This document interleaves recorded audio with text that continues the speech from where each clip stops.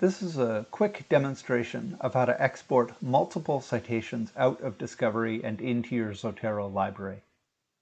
So I have a search queued up here in Discovery. I've got learning technology in quotes and iPad. So I'm keeping learning technology as a two-word phrase and the word iPad. So I run my search. And what you want to do to export multiple citations is first mark off the multiple citations, select which ones you want, and then export them as a batch. So the way you mark off the citations that you want to keep is you click on the Save function in the lower right corner of the citation. So I'll scroll down the page here and I'll check off several citations, whichever ones I think are worth keeping. And so in this case, I think I've got 3 now selected. So you can go to multiple pages, you can run multiple searches as long as your browser session is active.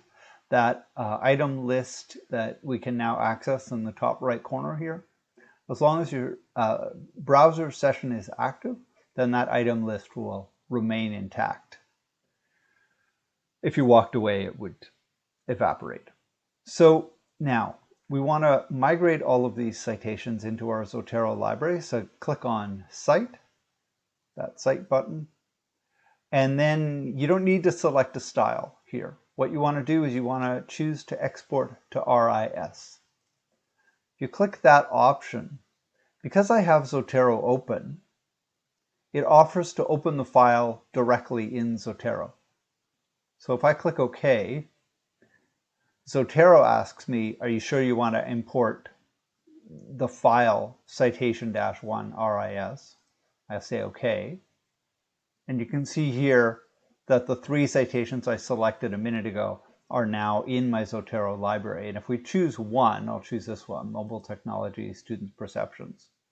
I clicked on it, and over on the right-hand corner, we can scroll down and see that the citation looks fully intact. We've got the fact that it's a journal article, we've got the title, we've got the many authors, we've got the journal publication, volume, issue, all of it is there.